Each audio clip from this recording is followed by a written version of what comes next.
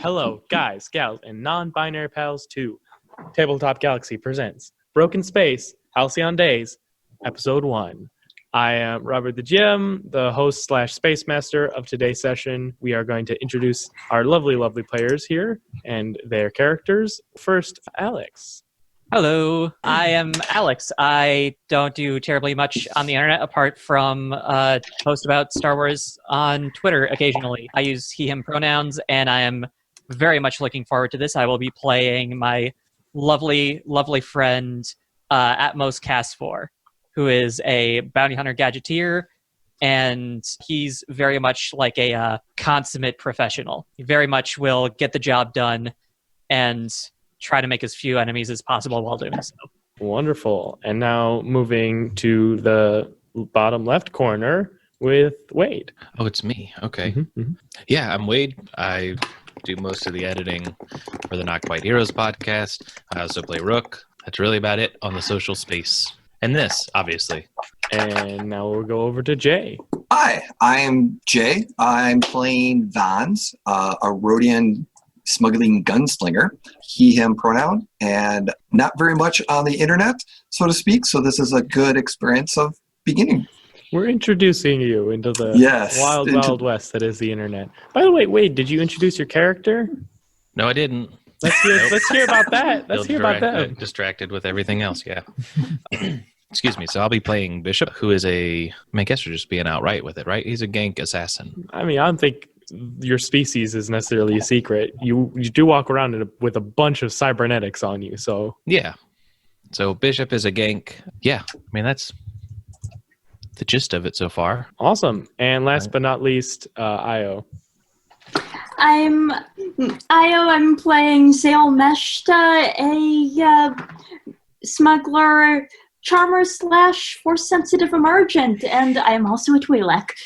So there's your noodles, and my pronouns are they, them. Zale's pronouns are they, them, and she, her. Awesome. And I'm on the internet at Eo McCoy on Twitter, where I talk about sometimes Star Wars, but mostly politics. Awesome. And I totally forgot to mention that Atmos is a Caloran. And for those who are maybe less initiated than you in Star Wars lore, do you have any information about what a Caloran is kind of like? Yes, a Caloran is a semi-amphibious race of green-skinned, kind of fish-looking people with like black markings all over them. Awesome.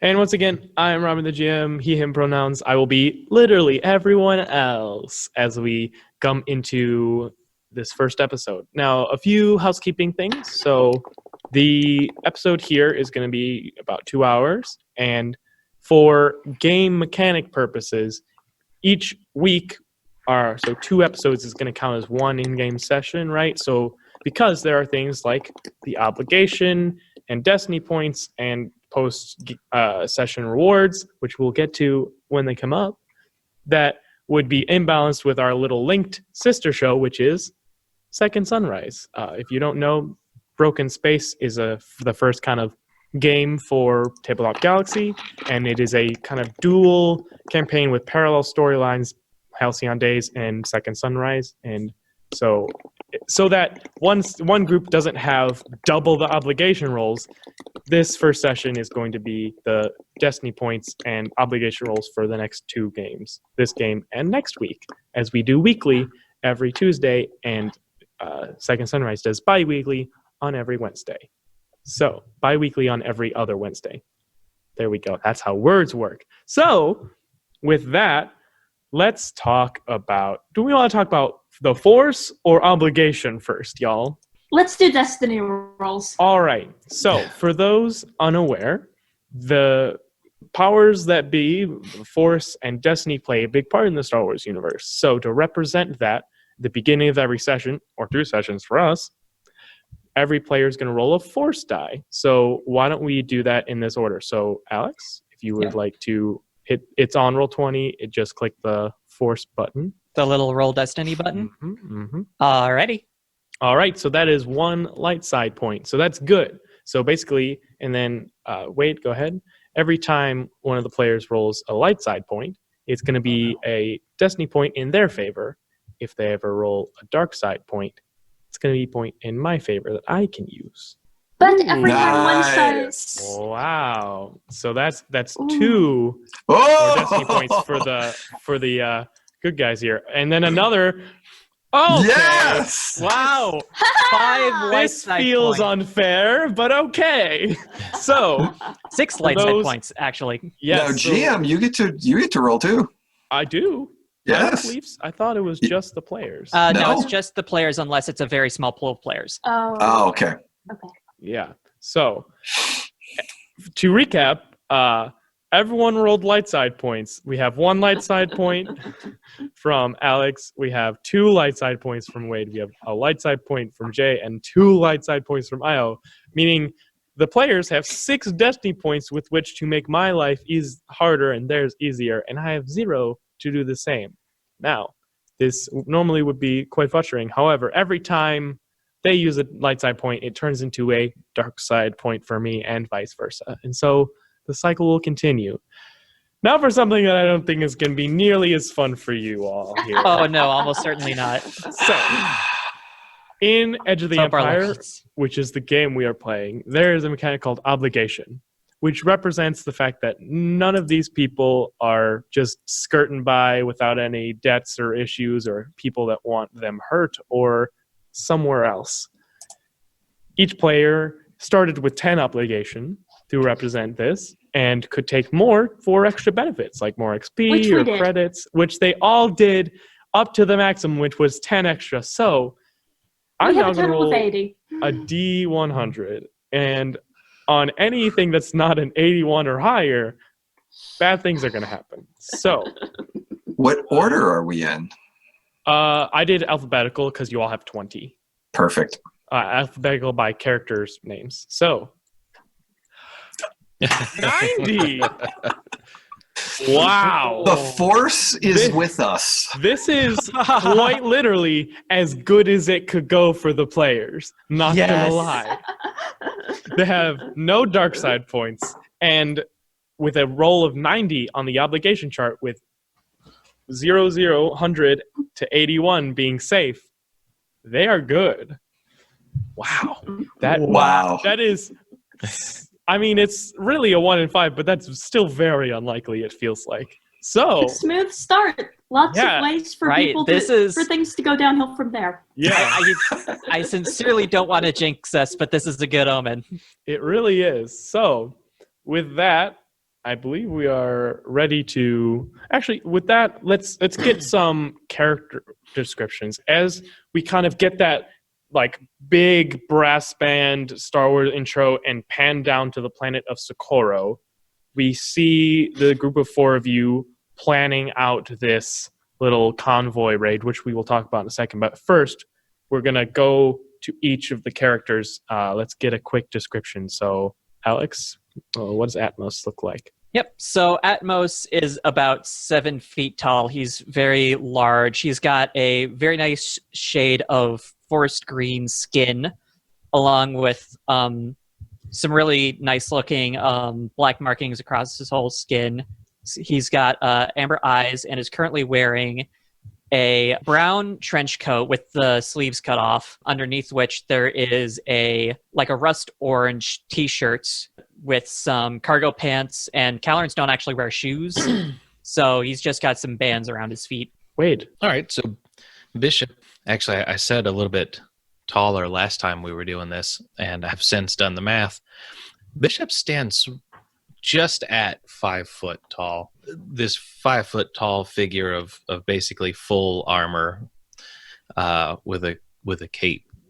The armor is a gunmetal in color, something similar to that with some orange accents throughout, kind of like almost a war paint white across the face and maybe across the chest. Awesome. That's about it. A nice cape, Ooh, love it.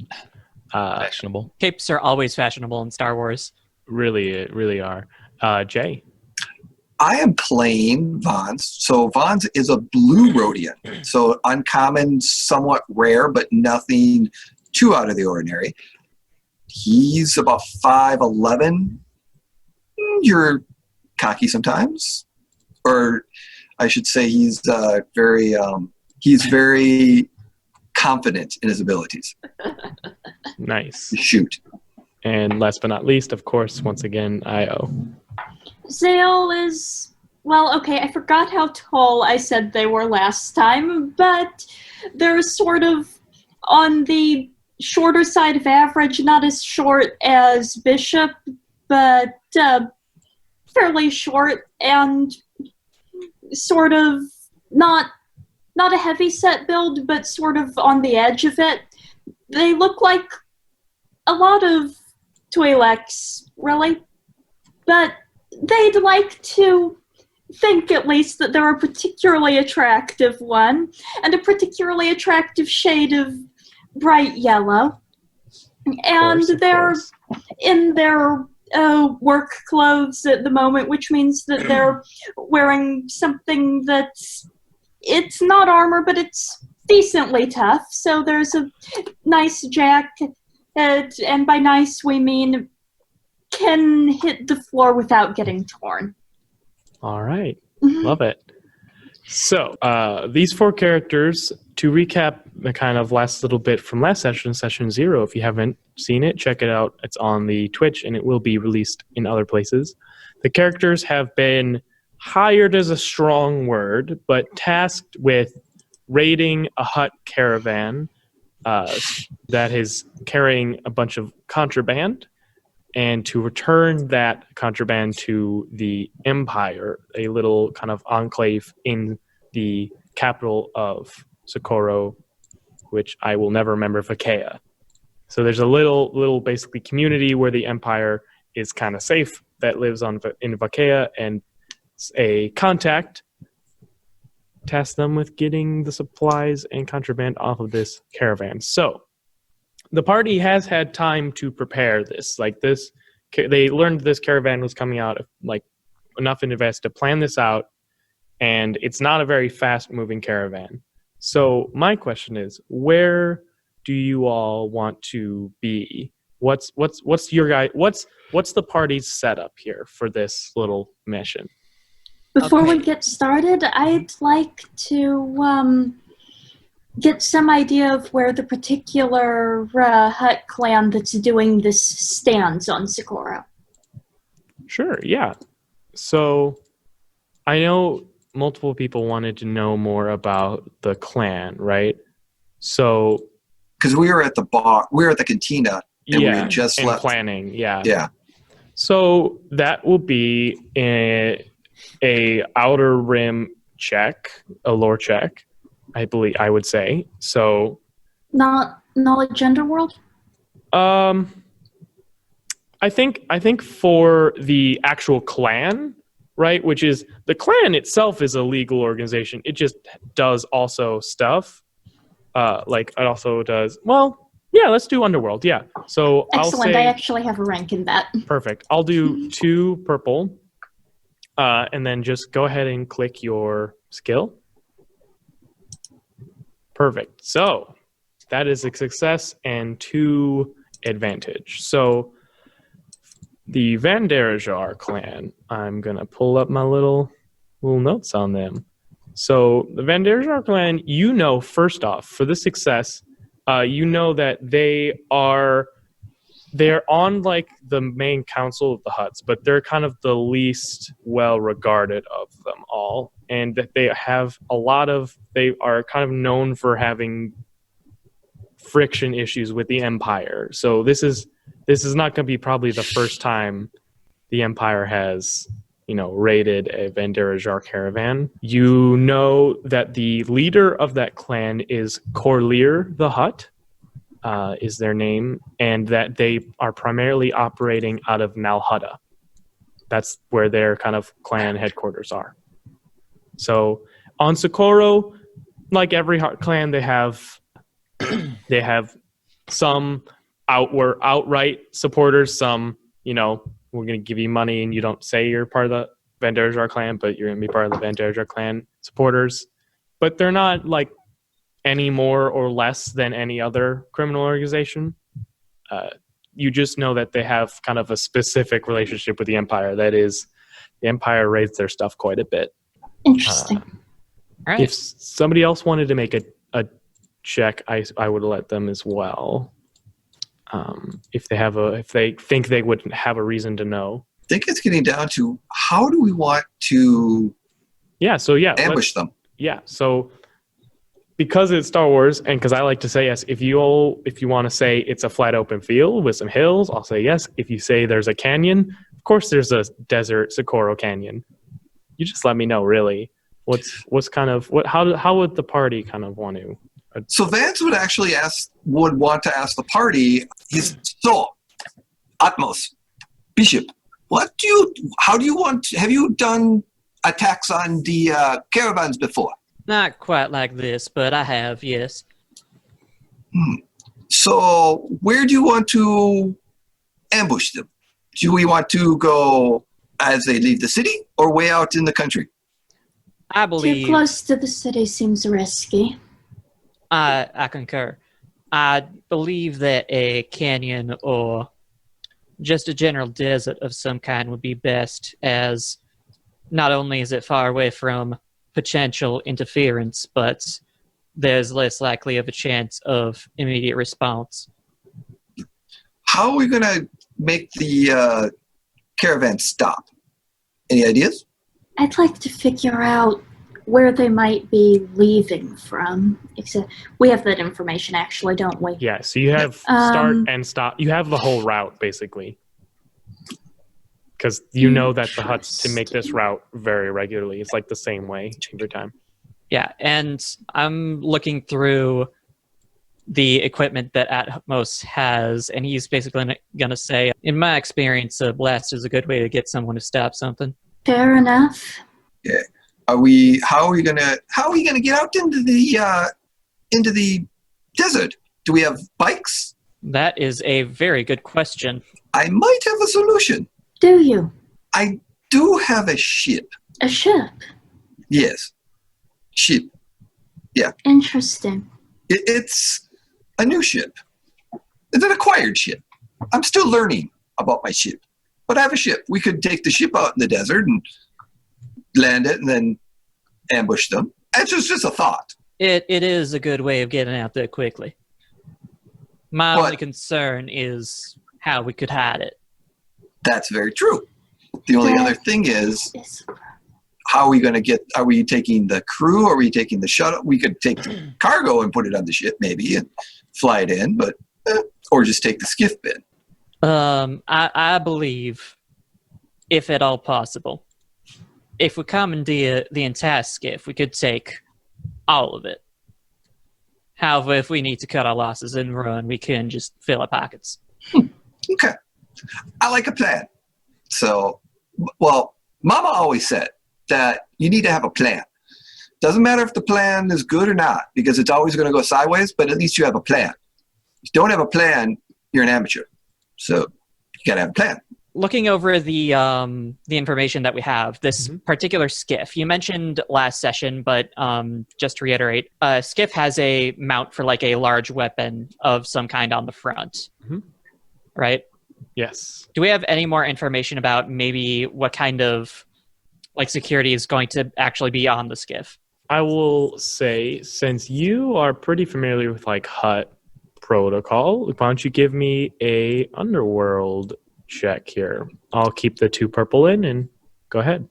All right, let me just open that tab again. And you know what? I'll give you a boost die because I think you are intimately familiar with a lot of hut. I mean, you've done a lot of jobs for the huts at the very least, right? Yeah. So I'll say that warrants a boost die. So how do you add a boost die on here? Do you just click it up on the dice pool and then roll like regular? Alrighty. Underworld. There we are. Perfect. So that's a success and an advantage. So obviously you won't know the exact contingent, but on a job like this, you'd guess there'd probably be someone piloting the skiff, about 3 to 4 just like goons, just like people who can hold a blaster and ward people off, and then probably one person in charge of the operation who's a little more competent.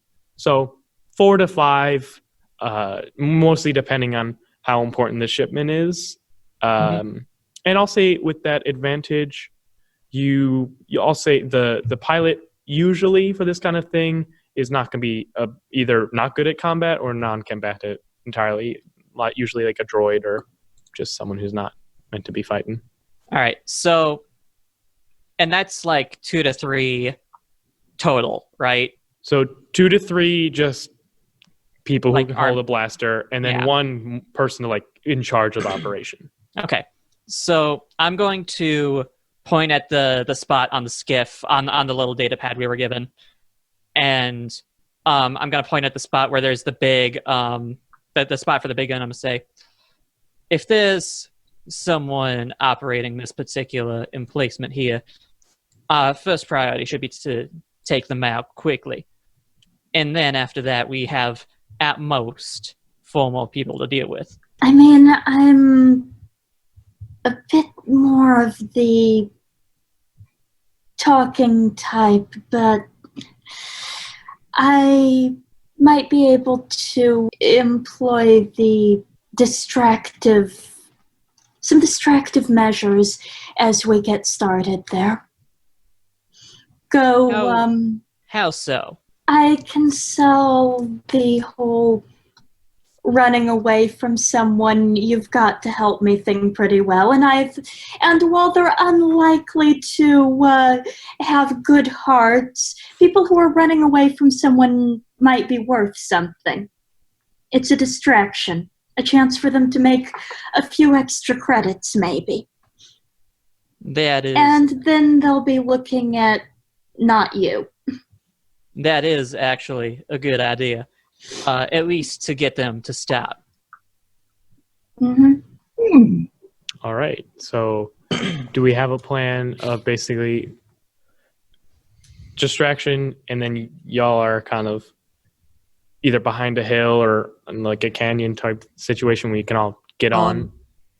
Could I make a, say, streetwise check to kind of gauge whether or not a group like this would actually stop for someone, or if they would see that that has trap written all over it? I think that would depend on How well I roll. the situation. Yeah. All right. You never know. We have a lot of Destiny dice or pool to play Yeah. with, too. We do. We can. You feel lucky. Yep. No, yeah, that sounds like somebody who could see into the future, and nobody can do that. So one other thing I want to ask, just to kind of flesh out the plan. Do you think we could fit this skiff inside of the ship? Or will we need some time to actually load the cargo onto the skiff should something go wrong? Yeah. I don't think the skiff is like a Silhouette 2, which is not going to fit inside the ship. Even though the ship I have, it's is really a pushing 4. Silhouette 3 because it's modified, because it has 2 decks. So it doesn't say we can't tractor it. Does the ship have a tractor beam? Yes, it does. Okay, then you could probably tractor it. But again, we don't want to bring it back into the city because it's going to get recognized. Exactly. We'd probably need to hide it somewhere once we commandeer it, and then figure out how we want to do with it. So something to come back to. So what I am hearing is the ship will be set up far enough away that it's not seen, but close enough where you could brush to it if something goes wrong or you need to take a quick getaway. And we got distraction. And then I imagine it's just kind of like a pretty low canyon, and they're going through it because it's Star Wars and you have to go through canyons. And the other 3 are kind of set up in either sniping or easy, like jump down onto the skiff positions. Does that sound agreeable? That sounds exactly what I wanted. Yeah. Perfect. So I will say, I will describe what's on there, but I will say right now the 3 are at long range right now to the skiff, so that you can, if you want to just shoot from there, you can, but otherwise you'll have to just get on there.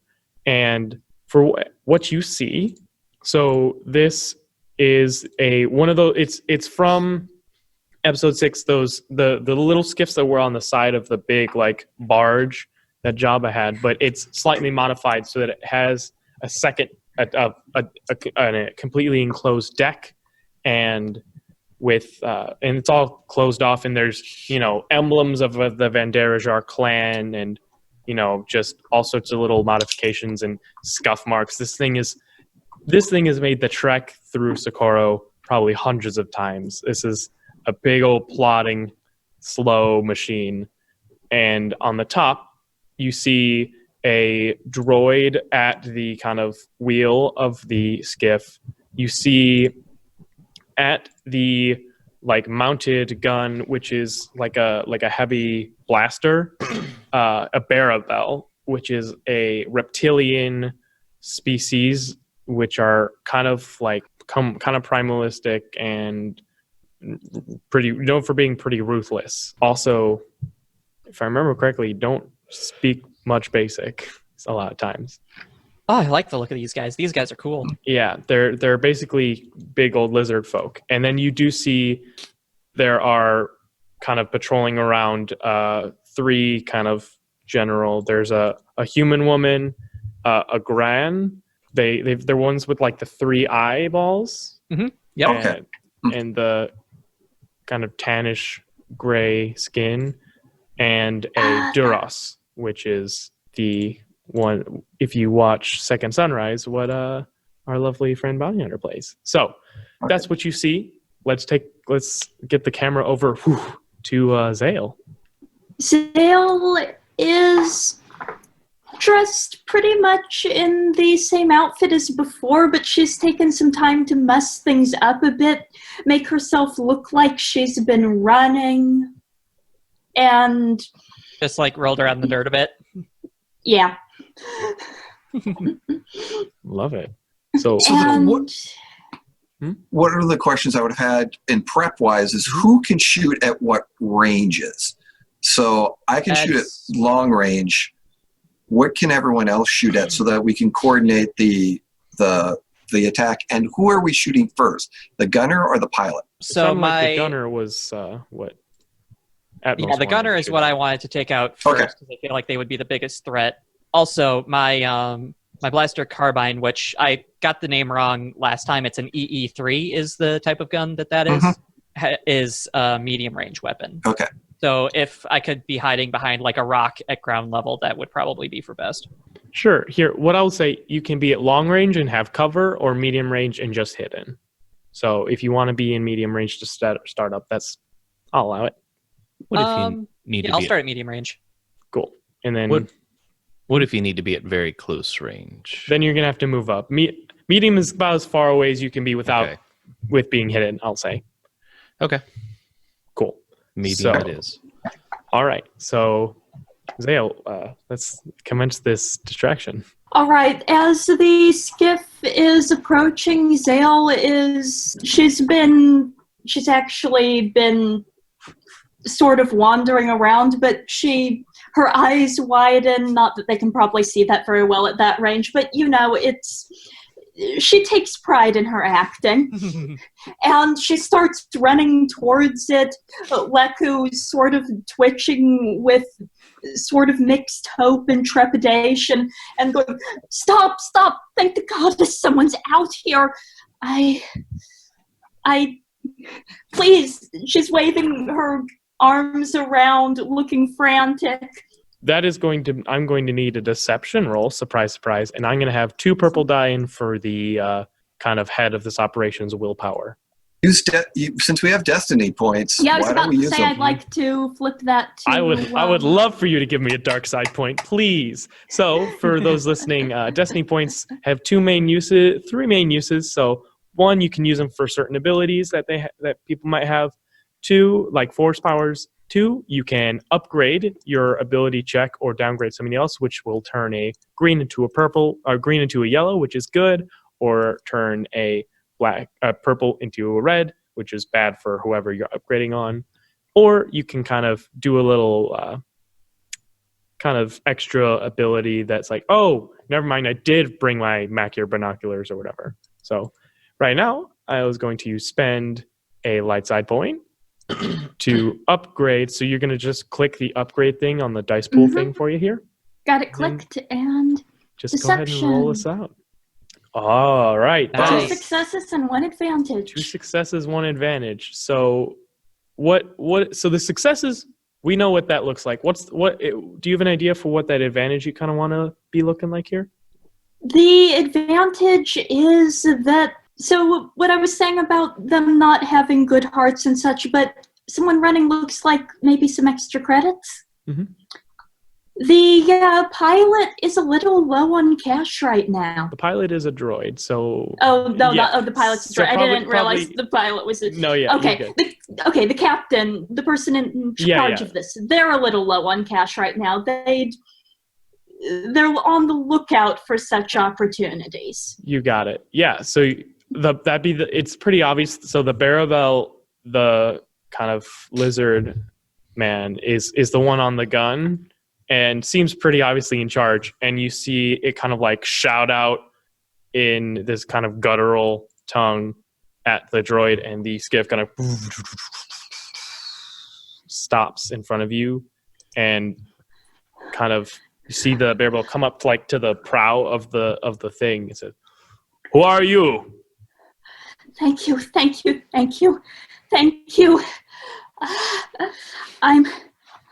I'm Sale. I need help. I've been out here for too long.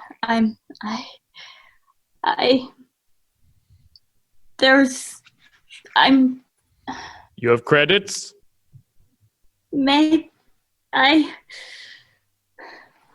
I know somebody who has credits, some family, they'd like to get me back. There's someone I was involved with. Yeah, you see their eyes kind of narrow for a second, and then kind of like drops down a little gangplank. Get on. I start getting on. Yeah. Thank you so much. Yes. Stealth Like- roll? Hmm? Can any of us try to stealth in towards this as I she's think talking to him? I think with 2 successes and an advantage, the first success we'll say is they stopped, which is a good thing in itself. Second success, if you all want to get one range band closer without being seen, I'll allow it. So right now that would put, if you wanted to, Atmos and Bishop at close range, and then Short, yeah. bands at medium range. Is Yep. that Mhm. okay? Now, if y'all want to get closer than that, then we'll talk about some stealth rolls here. All right.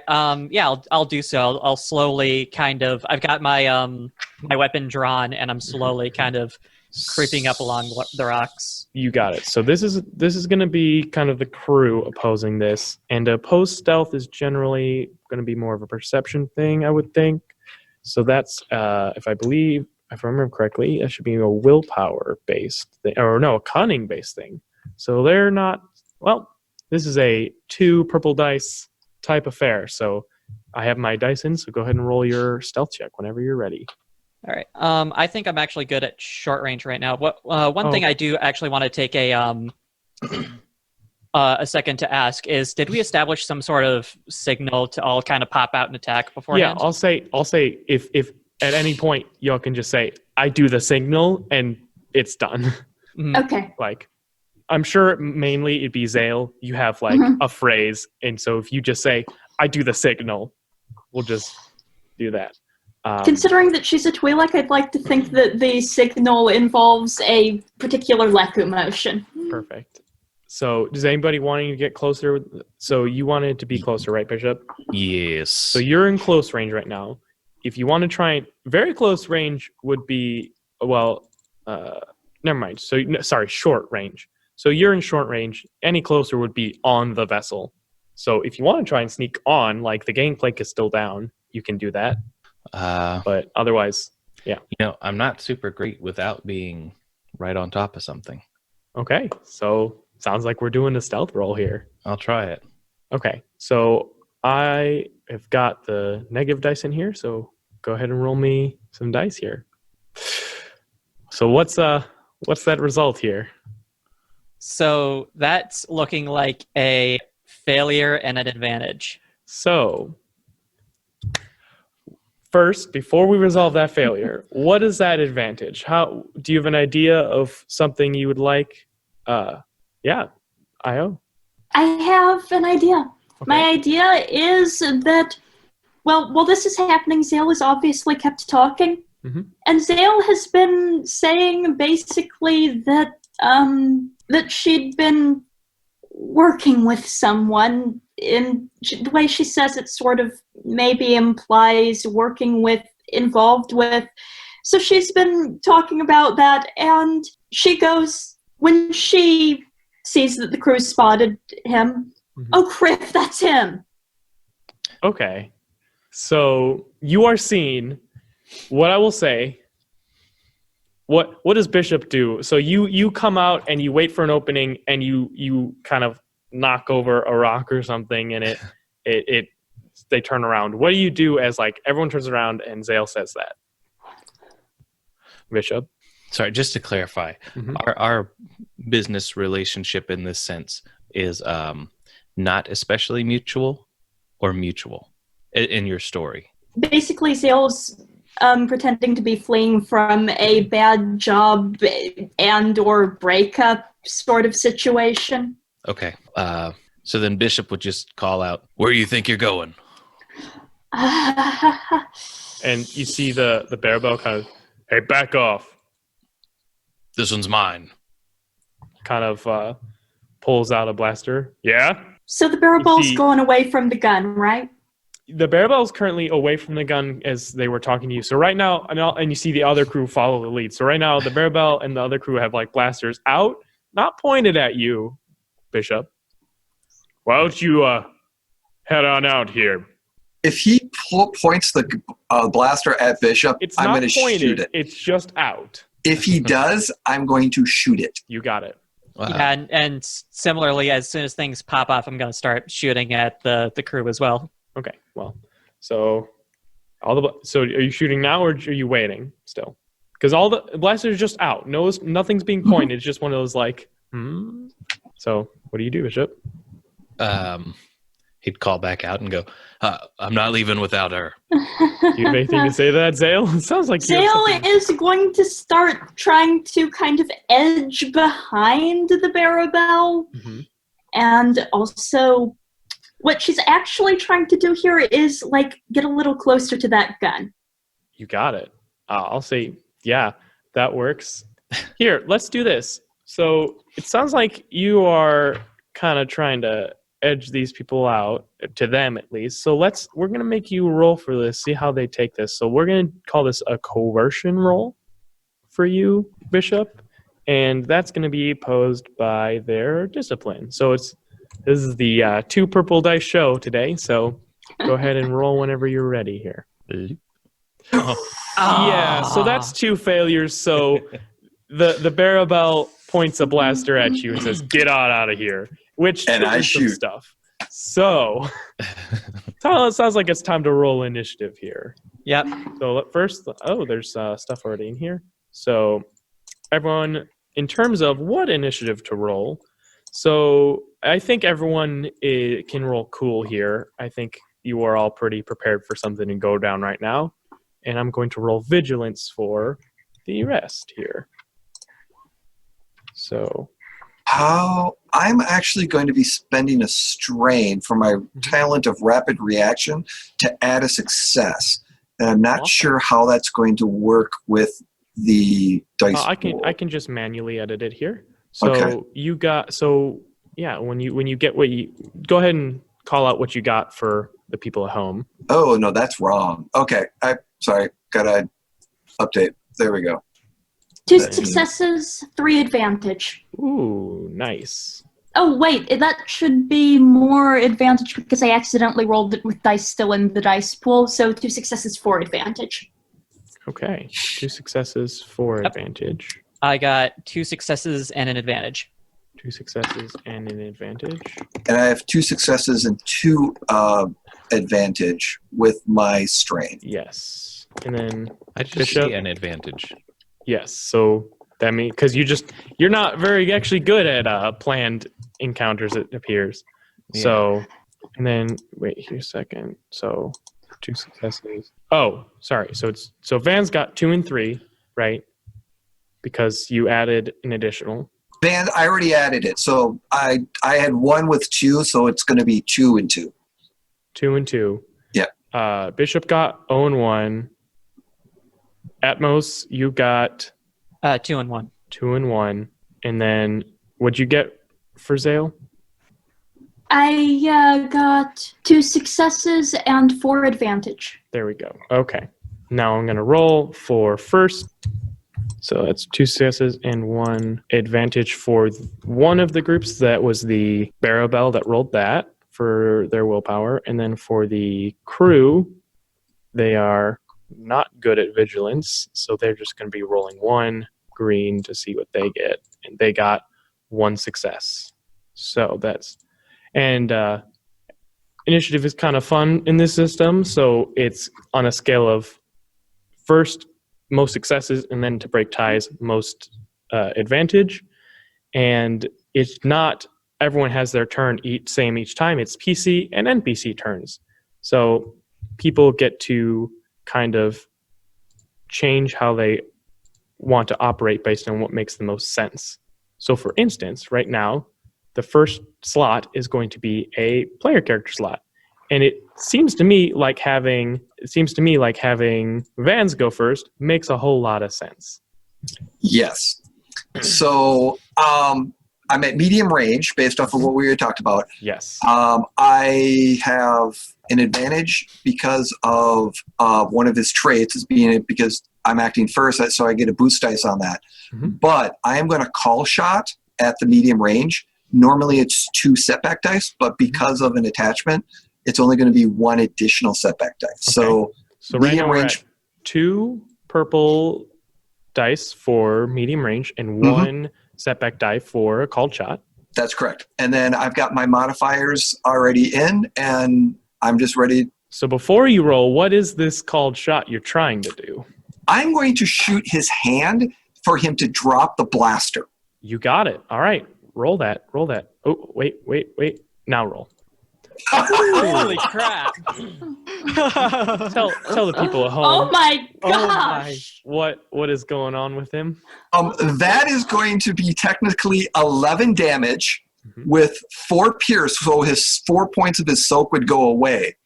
An advantage and a triumph, which is classified as I could use it for a critical or activating a special quality on the weapon and things of that nature. So I 5 think successes. Someone may be a triumph. Yeah, so I may have blown his hand off. That sounds good to me. Yeah. So you want to describe what happens here? So basically, as I'm just cool, just walking towards it, as he's puts the blaster, I quick draw my blaster, aim very quickly, shoot it, and suddenly this laser bolt just passes someone's head, hits his hand, and just he looks down and there's nothing there. His hand's gone. Yeah. His blaster just kind of fiddles to the left a little and rolls on the ground unharmed. 100%. Just this sound of a ringing blaster and then nothing, and this just Barabel's And I'm lost his just hand. coolly walking towards the group, and I will take my advantage and pass it on to the next PC. Perfect. So whoever goes next will get an extra blue die on whatever they're doing. So yeah, a great first shot. So next up is another player character slot. So who wants Can to I go go? now? Go Because for it. I would like to, basically, I want to take that gun and make it my gun. All right. So this is going to be a gunnery check. You are engaged with them. So it's going to be 3 purple because this is because you are currently engaged with this person, and it's not a very good gun. So there's going to be a setback die in this.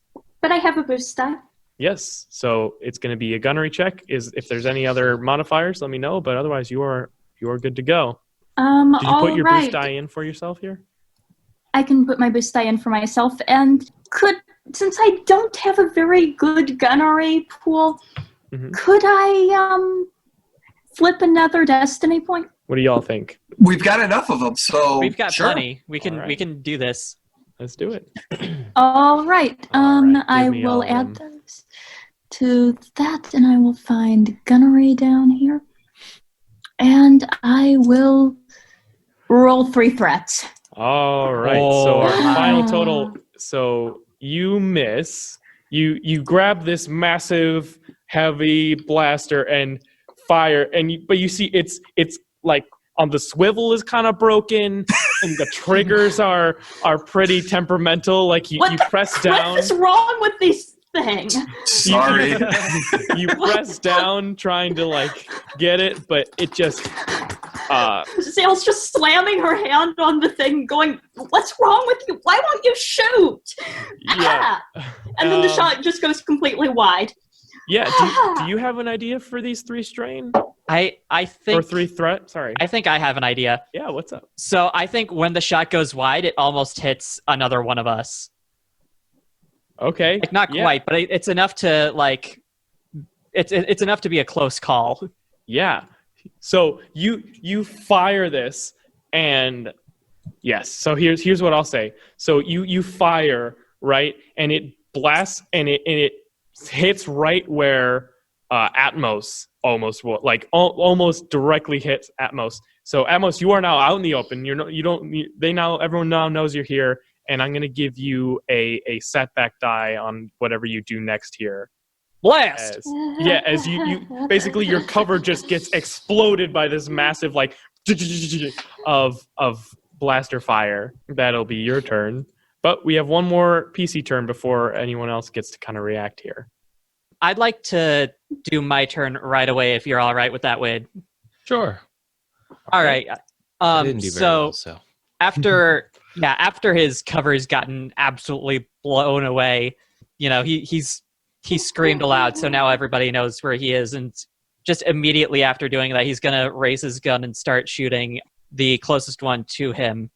So the crew? Yeah, at the crew. Sounds good. Like, try and take out kind of the grunts. All right. So you are at medium range, if I remember correctly. I was at short range, actually. Short range. So that'll be 1 purple die and then a setback die because you got spooked real good. Mm-hmm. So yeah. Are you just taking your maneuver to aim? Yeah, I'll take my maneuver to aim, so I'll add that blue dice there. For those uninitiated, in combat, we haven't explained this yet, but everyone gets to do one kind of action, which could be shooting, could be moving stuff around, doing whatever, and then one maneuver, which is aiming your gun, moving around, some more minor stuff, and you can also take a strain to do one more maneuver in your turn. But so far, we haven't had to do that. So let's get that shot. All right. Close the tab. And Poof. kablooey. All right. So what for those listening at home? What does that come out to here? Yeah. Wow. That is 4 successes and 3 advantages, and I'm going to use those advantages to crit. Yes. So what happens when you fire on a group of kind of goons and you crit is one just dies, and then you also did a total of 14 damage, if I'm reading this correctly. Let me double check. I closed the tab again. So the blaster carbine does 9 base damage. Yep, that's actually 13 damage. 13 damage. What did I say? You said 14. Okay. Well, there you go. So with the soak, that is enough to kill all 3. Holy crap! As they have 5 wound threshold and 4 soak. Oh no, you said 13. Oh, never mind. So you fire. How does it? So you take down 2 of them. Yep. What does that look like? Yeah. So blaster carbines tend to shoot in you pull the trigger, it shoots 3 times, right? Mm-hmm. So he stands up nice and straight. Aims, pulls the trigger, and sweeps the blaster, taking out 2 of them immediately. One of which just hits one guy, let's say, directly in the eye. Yeah, you just blast the front of the deck, and you take down 2 of them, and I'll say that it's just the human woman is left, who was kind of in the back, towards the back. They appear very not prepared at this moment. It is now their turn to do something. So first off, the Barabel is going to come up to that stole its gun. So this is going to be a brawl roll. So it has 4 brawn and 2 melee. So it's pretty good at this here. Would you believe I was trying to hit them? Not quite, it appears. And then it is going to be 2 purple dice to oppose you. And let's see how this goes. So that is 2 successes and 3 advantage for this Barabel Enforcer. So that means you are going to take a total of 11 damage. As it has I was looking at that wrong. 7 damage from the attack, as it got 2 extra successes. Before soak. So 7 damage before soak, whatever that is. However, they got 3 advantage, and the critical rating for this weapon is 3. So it is going to deal you a critical hit. So I need you to roll that D100. If you go onto your sheet, there is a way to do it where it'll just bring it up. So it's just going to be in critical injuries, the little tab there. Yes, there we go. And then there should be a nice red button. That's a nice ominous red button. So a fearsome wound. We are going to He breaks my nose. Perfect. Yeah, you see this Barabel kind of pull out this kind of gnarly looking kind of short sword. It's curved and got notches in it, and just kind of like slashes down, but the fist slams into Zale's nose and just knocks you kind of right back away from the gun. As your head is kind of ringing, as the critical roll was a 52, which is a fearsome wound, which increases the difficulty of all presence and willpower checks by 1 difficulty die until the end of the encounter. So basically, you are knocked out of it right now, Zale, because of this blow. And then, that was fun. Let's try that again. So we have a solitary crew member, kind of by the droid pilot of this ship, is going to try and take a shot at the person who just took out 2 of their friends. So they are by themselves, so they're not terrific at shooting. So they just get 3 green dice, and then it's going to be 1 purple die to get them. Now, they're not going to move, so they're also going to aim. So we got a total pool of 1 blue die and 3 green die, and then 1 purple die. Unless anyone has any abilities. Or I have a ranged defensive 1, so add a setback die to Perfect. That's exactly the kind of thing I want to know about. So we got that. Let's roll and see what happens. Okay. So that is a 1 failure and 4 advantage. So they miss. They completely... However, I have some advantage to spend. That's a lot of advantage. Is a lot of advantage. You know what I'm going to do? They're going to spend 2 of that advantage to do an immediate maneuver. Then also what I will say is that, again, you are kind of suppressed in this moment. That so basically they fire and you have to kind of roll back to get out of the way. So you're kind of in a disadvantageous position. So you're going to have a setback die in your next thing. And they're going to take a maneuver and run below deck. So they are below deck now. They've taken that maneuver to just get out of there. Okay. Skedaddle. And last but not least, Bishop, what are you up to? Yeah. Come on, Bishop. Okay. So if I'm remembering correctly, we discussed I was pretty much at the edge of the game. Oh, yeah. You can get up your maneuver. You can get right to engaged if you want with this Barabel. Yeah, that's what I'd like to do. You do it. Do it. Let's do it. All right. I want to do that. And I'm going to pull out this Vibra knife, if that's all right. Please do. So go ahead. I already added your 2 purple for the difficulty of fighting in melee. Mm-hmm. Go ahead and roll your check here. Is that a thing? All right. So that is a 1 success and 1 threat. So first off, you're going to deal 5 total damage, it looks like, because your vibro knife does 3 plus 1, and then an extra for the success, and it pierces 2. So you're going to take this guy down. So what are we going to do with that threat here? I'm going to make you suffer a strain. As you take, how do you want to take this guy down here with this vibro knife? Well, I imagine I'm just coming up from, I guess, technically underneath. Sure. And maybe from the side, so kind of just run in and, jab through the rib cage sort of area with Nice.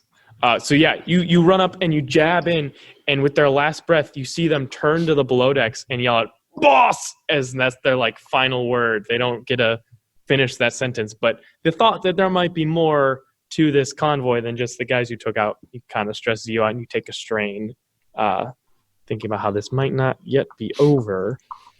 But Okay, I think so- with that, we can kind of drop out of initiative for now. Well, while we're doing that, Yeah. what my question is, Mhm. what do I do for a strain here? So just it's just mark it on your character sheet. So Okay, so I Yeah. just, so do I you put have current at threshold and current. So your current Uh-huh. strain is 1. Why strain? don't you explain to the audience what strain is? Because they might not be familiar with that. That's me. Great idea. So the player characters have been dealing and taking wounds. When you max out your wounds, you start taking critical hits, which get worse and worse until you die. However, there's a second kind of hit point pool in the system, which is strain, which is more your ability to keep going.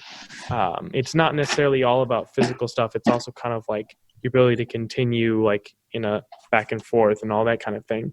So strain is also a threshold, and once you hit that threshold, you're out for the count. Whether that's unconscious, you give up, kind of depends on the situation we're talking about. But strain is basically a second kind of hit points that more represents your kind of willpower and ability to move forward.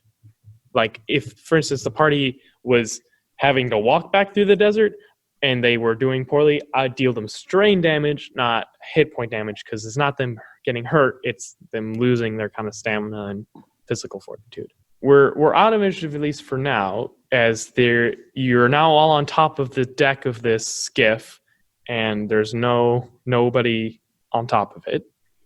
You hear some commotion on the lower level. Actually, I'm gonna go check on Zale as I'm walking up and I walk up the game plank. You're kind of holding. Do you need a stim pack? You okay? Got my nose, that's all. No. I can. And they sort of wipe some blood away from their nose and let's deal with whoever might still be below decks. I can. And Zale actually has some stim packs of her own. Mhm. She has 2 of them, and she's going to use one of them, and I believe that heals 5 wounds. It sure does. So So Zale's recovered. Zale's feeling less battered and bruised, but her nose is still broken. The And critical injury does not go away. yes. So it will no longer have an effect after this because it only lasts until the end of the encounter, but you will still be critically injured, which matters if you take another one. So the way your character actually dies is they get 151 on a D100 when they take a critical hit, 151 or over. That's normally impossible. Every time you take a critical hit, you add 10 to whatever you rolled for each critical hit you've taken already. So for instance, if Zale gets critically hit again, it's going to be D100 plus 10. So Zale's not in threat of dying from that critical hit, but it's gonna be worse probably than would otherwise be.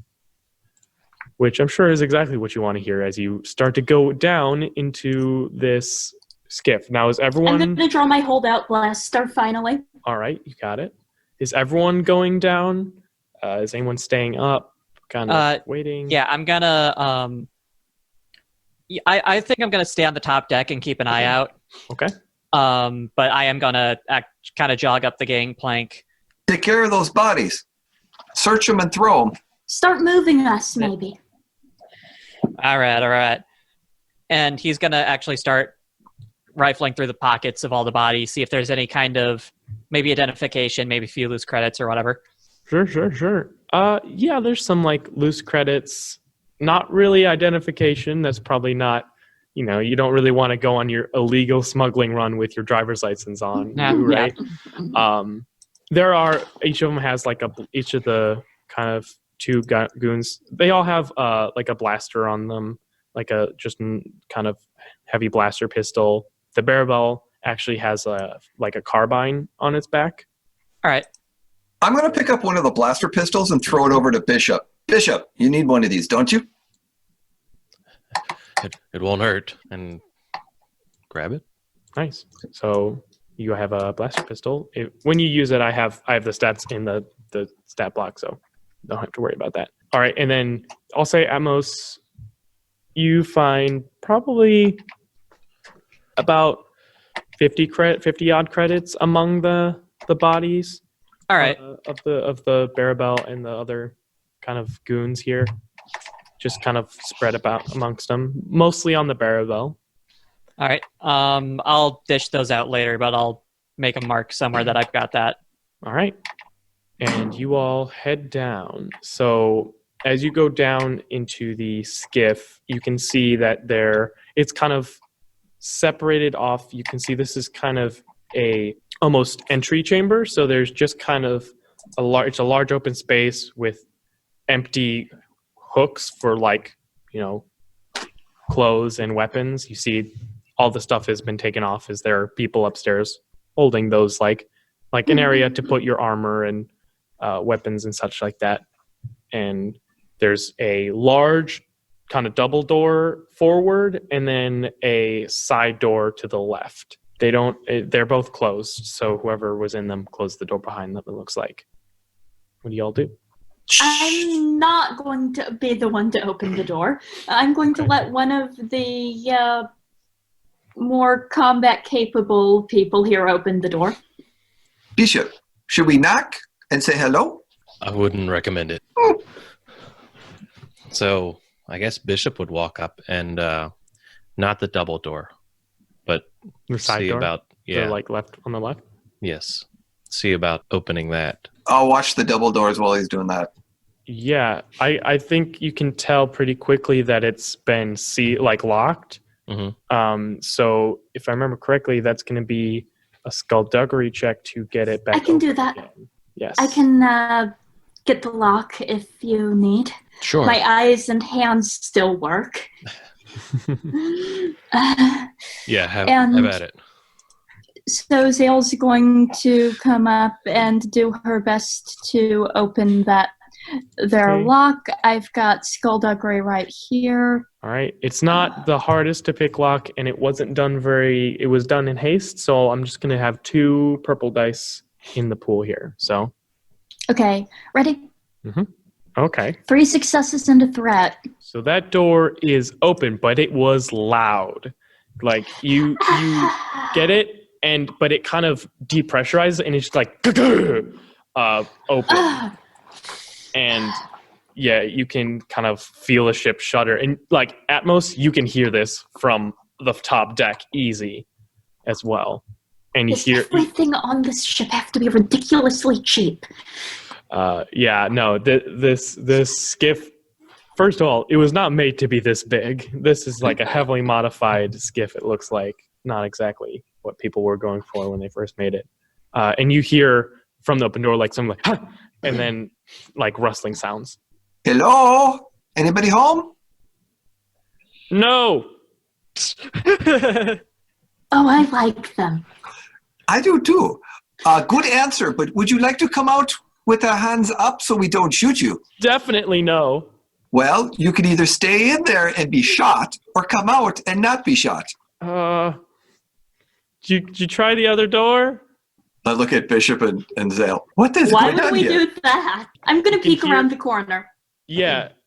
You can see. Actually, we're gonna have a perception roll for you. So I will say that it's 1 difficulty, but I'm going to give you a setback die because it is not well lit. And no, it is supposed to be well lit, but nobody's replaced any light bulbs. They haven't bought any light bulbs here. So I'm going to How give you a far setback are die. they from me?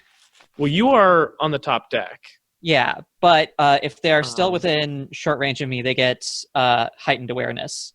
I'm going to say that it's not going to apply because you're not like there to help them. That's fair. Okay.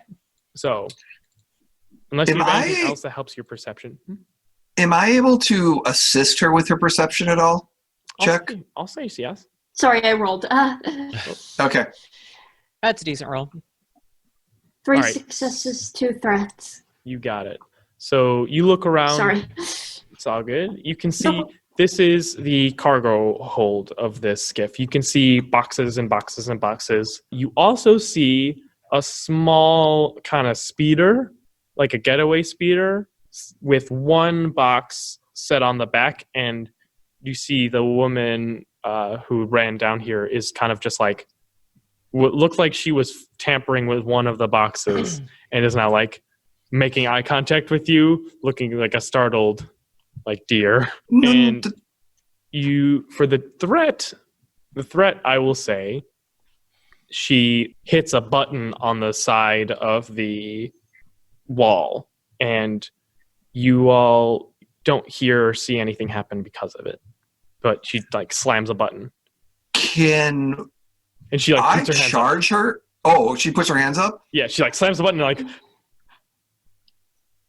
Hey, Hey. how about Come on. uh, I walk over to the speeder. what was that? Nothing. Yeah. What do you want to? It's just kind of like a standard like a 1-person speeder bike with one of these boxes on it, kind of on the back. With my blaster out, I'm kind of like motioning her, go talk to them, and I'm just kind of looking around to see if what in the cargo bay, and kind of move the speeder away from her a little bit too, just making sure that she Get can't between jump her on. and the speeder. Yeah. Love it. Yeah. Come Bishop, on. what are you up to right now, real quick?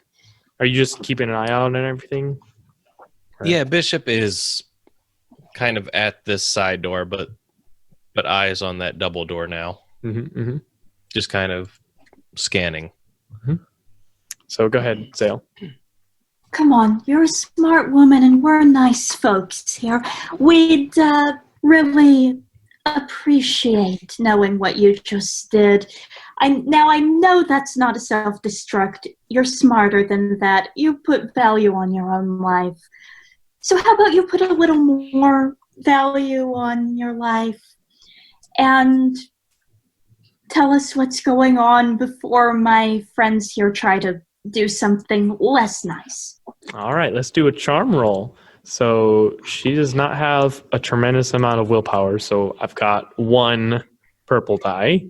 Is my crit still in effect? No. The presence So check. that is Okay. the end of the encounter, and I'll say that that initial encounter is over. So, Okay. however, I'm going to use a dark side point and upgrade the difficulty of this, just because I can. All right. It's going to be charm with 1 red in the pool. All right. That's added to your pool. I don't need to upgrade it. Mhm. Yep. Okay. 2 successes and a threat. Nice. All right. All right. So let's see here. So what was your intention? You just want her to cooperate and start talking, right? Yep. Yeah.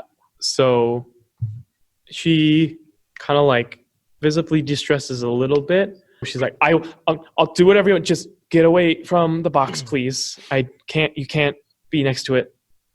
Is I it don't going think- to explode? No, it's just important, I think. What's in it? More guns, I don't know, but it's special, I think. Special to who? It's huts, I guess.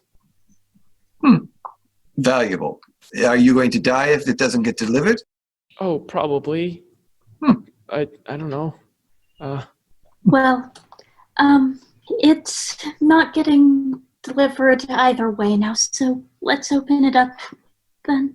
So do you want to open it up Vans? Are you I'm actually looking at the rest of I'm moving towards it, so I'm standing next to it, but I'm going to be looking at the rest of the storage and kind of figuring out how many crates, and is this going to fit in our in the ship? No. This is your ship. To get into game mechanics a little bit here, if I remember correctly, it has like 50 capacity. 60 capacity. cameras, yeah. It's like at least double that just by a quick eyeball. So we're going to need this thing. Okay. Probably. Or you're going to need to make multiple trips, but then you'll be leaving a skiff yeah, no, in the middle of the desert. I'm going to be looking at her more intently, looking at the box, and just going, before I open this up, what did you hit? Little distress call to the boss, and her eyes dart towards the double door. That's not good. It's okay. We're not going to shoot you. Thanks. But I kind of wink over at Bishop, and I go, can you knock her out? Okay. Do you have a way to knock her out? Stun? Or are your weapons more brutal damage dealing? I have weapons with the quality stun setting. So, is that right? Yeah. Yeah.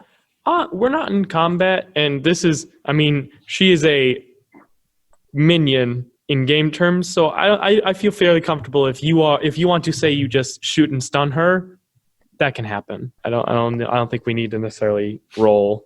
I mean you're a cool space adventurer. You can just she's not resisting, right? She's like standing there surrendering, so you would stun her? Sure. Yep. All right.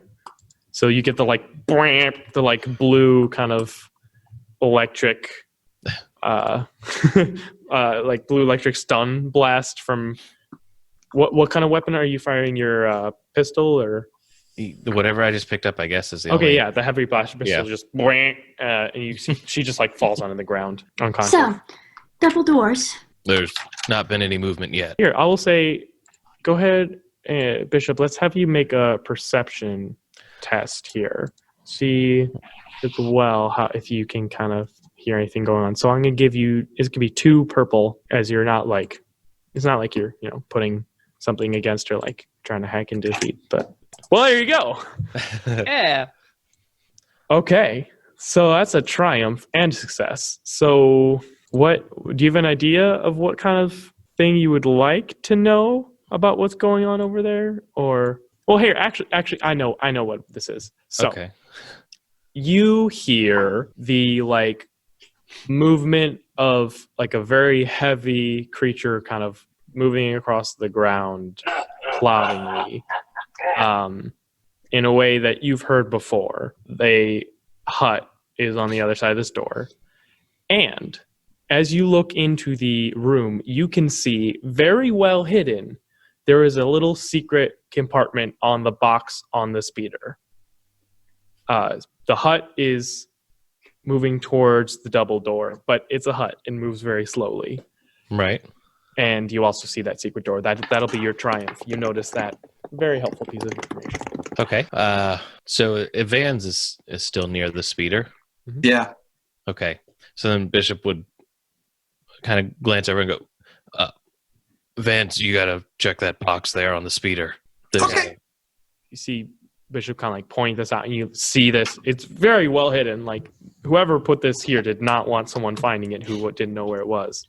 You see this whole secret compartment. So try to open it up and look inside. Yeah, I will say this is going to be a skullduggery check, but I'm going to give you a boost die because of the triumph. Okay. So it's going to be 2. It would be 3 purple. Okay. This is like pretty secure stuff, and then you do get the boost die. Do you want me to add the boost, or are you adding the boost? Go ahead. You add the boost. Okay. I'll add the boost. I've got my skullduggery. Let me know when you're ready. I am ready when you are. All right, here it goes. Oh, you know what? We've got how many? You've got 5 flight points if you want to. Let's shoot upgrade. one back over. Can I upgrade everyone? Go for it. Oh, All wait, right. I forgot to use it the second time I spent one.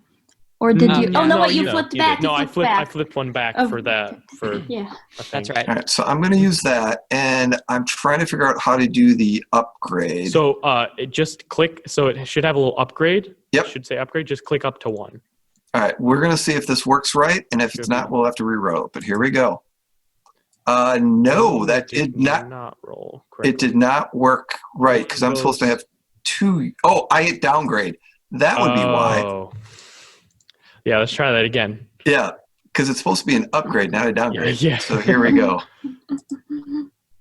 Oh, That's worse. Oh, I should've dice. stuck with that first roll. So what do we get here?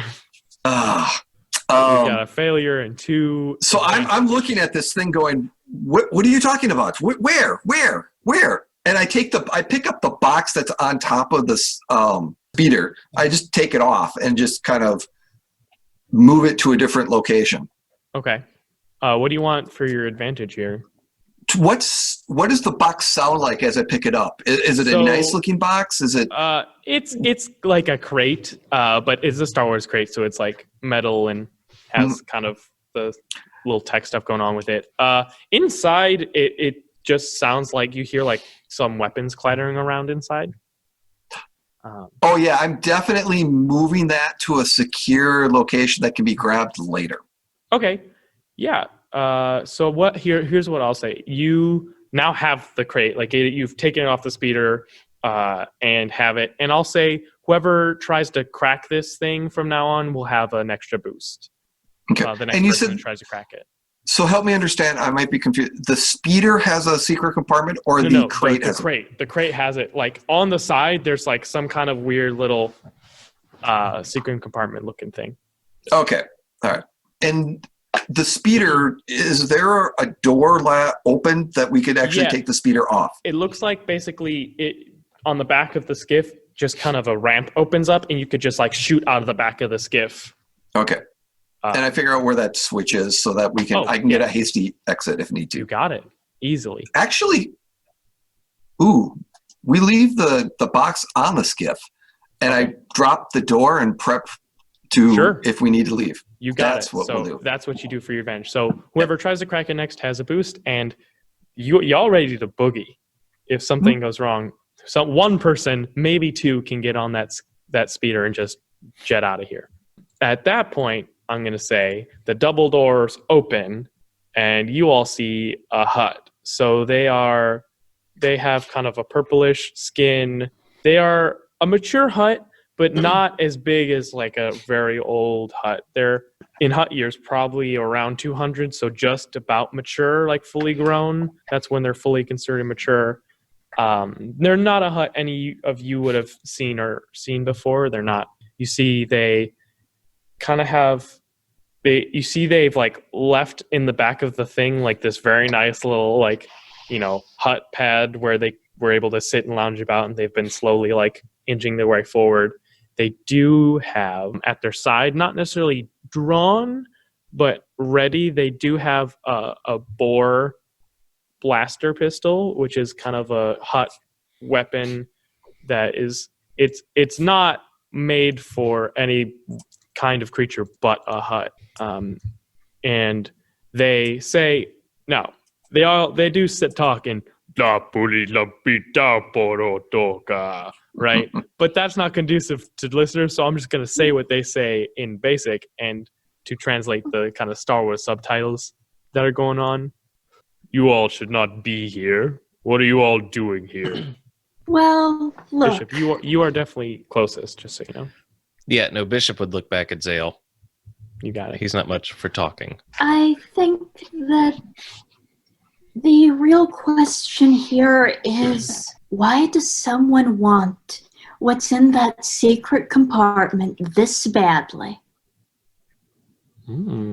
So that sounds like a coercion roll to me. Now, this hut is definitely much better at keeping its cool than these goons are. Yeah, and I am not great at coercion. All right. Well, we'll see how this goes. So, for this, we have willpower is 3 and discipline is 2. So it's gonna be 1 purple and 2 reds opposing this. And I'm pretty sure they don't have any extra. So unless anything else is changing that, it's 1 purple and 2 reds. Would she get a boost by chance because we've got a big, strong guy standing there with a big weapon? Me I will standing say- then back? Here's what I will say. I will give a boost because you mentioned a secret compartment, which is going to throw them slightly off there. You revealed you have that information, which is advantageous. So, And I'd like to flip a destiny point. all right. Give me all them dark side points. We're now balanced. we're back. We're even now. Okay, All right, that's a so- boost die and an upgrade, and now I roll coercion. Mm-hmm. Let's see. Where's my coercion? See how this goes. 1 success! Yeah. Okay. Whew. Grand total is a whole success. The hut kind of like studies you for a second. It's like big, kind of slug eyes, narrow, and stare you down for a second. And Zale crosses her arms, and she's got her teeny little blaster drawn, but she's not quite pointing it at him. She's just sort of staring him down, despite the fact that she is, I suspect, much smaller. Oh, yeah. And the I mean, this is height range, too. This is a This mature is- hut. Okay, so- this is a mature hut. This is not a hut that's like the height of somebody who's normal. Yeah. Yeah, you see, they say, you can have the shipment. I know that's probably what you were sent for. Just leave the crate. All this stuff's worth a good sum of credits. What's in the crate? As I kind of whisper over to Vale, what's in the crate? Do you say that, or Oh, yeah, I kind of whisper that over to Vale. Zale, so Zale, I'm like, Zale, what's in the crate? I did ask that question, didn't I? From the voice in the back. So what's in the crate then? If it's worth all of this to get away with it unpoked. this sounds to me like another coercion roll here. Negotiation? See, that sounded like a threat to me, though. Okay. Sounded like, tell me what's in the crate, or else. I don't suppose that Vans has a willpower higher than 2 or any ranks in coercion if we're doing this as a combined thing now. No, not much in the coercion part, but more in the negotiation. Not so much negotiation, but I'm just looking pretty in the background, I guess. Okay. All right. Well, let's do this roll. So I got 1 purple and 2 red here. And I don't have the upgrade anymore, and I'm guessing I don't have the boost anymore either. No to both. All right, I can try and make the roll anyway, but Who knows? oh no! Okay. Oh no! So that Oh, is. no. Oh, you That didn't roll is- any good dice. You didn't roll any good dice. Oh, how did I not what? roll any How? good dice? I So don't let's know roll what some I good did. dice first. and then Oh. Okay. Let's try to do this correctly this Oh time. boy, even I got stressed out, I and had- that's I had good a heart for attack. me, kind of. Yeah, strain. Yeah. That's worse.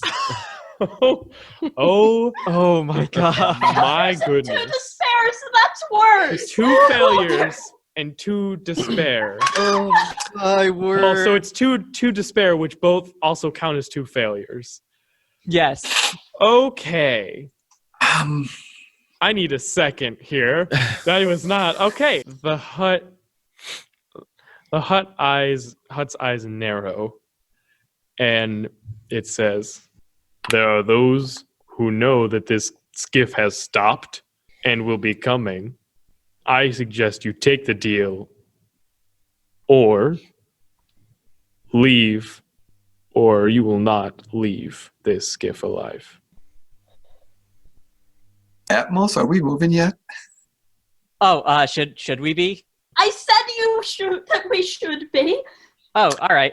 Yeah, I can actually take the controls away from the droid, kind of just like Yeah. pick it up and toss it off of the skiff. Okay. Keep the droid. Come on. Actually, yeah, Reprogram it. you know what? We could probably sell the droid.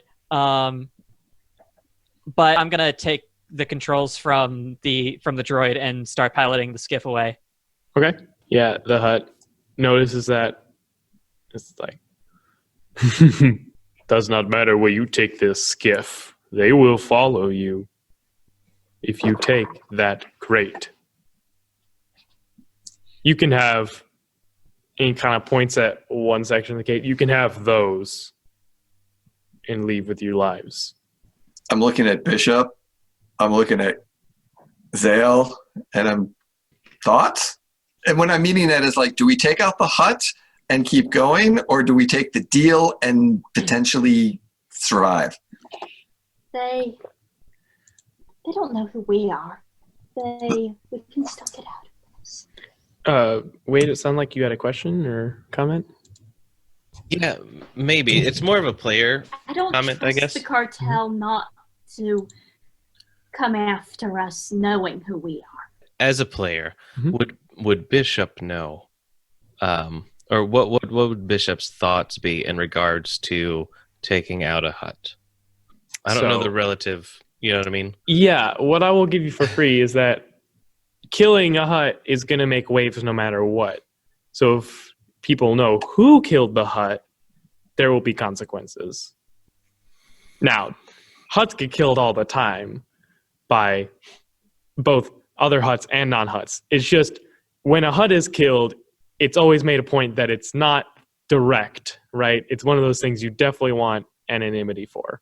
Huts do not reproduce quickly. They're a pretty slow growing and like propagating species, so there's not a ton of them. So when you kill one, they take pretty big offense. Okay. Yeah, Atmos would have some thoughts if he were down there, but he is not. Correct. Comlink. Sorry, what? I didn't catch that. Comlink. So I think you would have heard all of this. Can I have heard of all this? I like saying yes. So Atmos, while he's driving, like, Yeah, you hear this like conversation. yeah, like his face gets like more and more like almost like he's just absolutely done with this group, right? And he goes, now, here's the thing. A hut is a bad enemy to make. However, no one knows who we are. We could have just been any old pirate. We take out this hut. We leave the survivor in the desert. We have absolutely no problems other than the potential Imperial leak. If we leave the hut alive, we've made an enemy of a hut. I don't trust this deal we're offered. If we kill a hut, we might be. But do the Imperials want the hut? My assumption is no. Hut's always bad wants- for Imperials. A hut. That's a very good point. I'm going with Vons is like, the deal seems okay for now. Also, this is all out in the open. You don't have like telepathic don't. communication. So No, the hut is no. hearing this. I'm like, yeah, that's true. Oops. There's the despair. Oh boy. Oh, I rocked into that one. Yeah, the hut is got a very tight grip on its like blaster right now and is looking at you all. Listen, that hut is currently outnumbered 4-1. That hut is in 0 position to be making demands. Yeah. Yeah, you're right. Your call. I'll follow you. Look, the question about what's going to happen next shouldn't matter to you. This situation is way more desperate for you than for us. And the way I'm seeing it is that you want to tell us what's in that crate. Now, Zale thinks she's being intimidating, but I, the player, am using the influence power. Let's explain how that works. All right, so I mentioned that Zale is actually force sensitive and doesn't know it.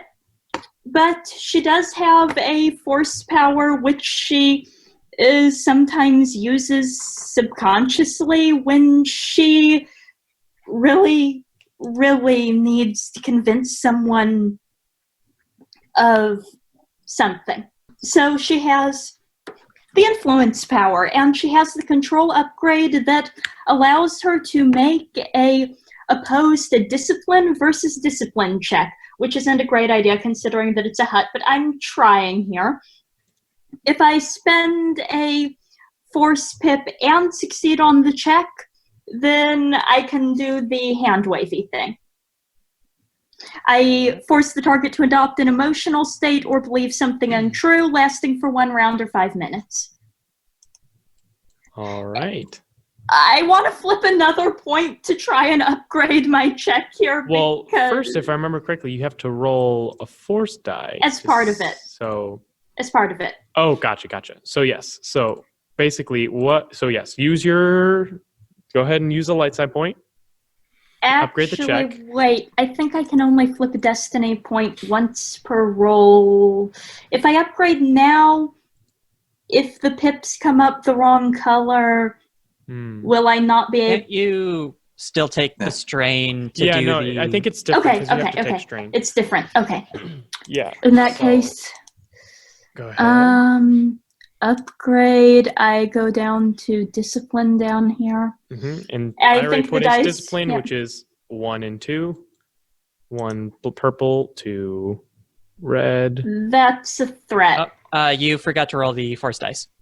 The force die doesn't matter, but I accidentally rolled it with the thing still in the pool. I'm glad that is not a thing that happened. But so Zale is... She thinks she's being convincing. She's still not being convincing. Yeah, so I'll say you stare at this hut and try and convince them. And I am staring him down. It's not working. Worse than any response. You just get nothing. The hut just says nothing for a good amount of time. Like there's a long pause, and you take a strain as you're just like in this staring contest with this hut. And you, Brett. Yeah, and you eventually have to like look kind of away because it just gets a little intense. And Fine. Vans, Bishop, all yours. This skiff. There are many who want to see this skiff deliver that crate today. They will not miss. And he kind of, again, motions to that one little section. Not all of it anymore, but like the one section of the cargo. If you wish to make powerful enemies of my clan, then by all means, keep prying. I think we're done asking. The question is, are we going to take? All right. Now you're getting in on the coercion game. Not really. I'm just looking at Bishop going, that's an option. So, okay. I'm going, I think we're done asking. I agree. We're done asking. Oh, okay. I think it's time either we're deciding to take or not. So, hut, you said the hut has a blaster on him? Yeah. Why don't you toss that on the floor, and then you can go back in the room, and we'll let you know our decision. All right. Yeah, that's a coercion roll. I'm going to use a dark side point to make this harder on you. Thank you. Thank you very much. Of course. Oh, this is going to be so bad. All right. Well, it's ready for you whenever you are. God, it was not that long ago that we just had the perfect... Yeah. Gee, what happened? Execution. Wow. 1, 2, At least 3, there's 4. No despair. 5. No despair means no despair. Oh, no. 5 failures and 1 advantage. He didn't like what I said, and he was like, no way in heck that's going to happen. Yeah, here's what happens. The hut laughs at you. It's like,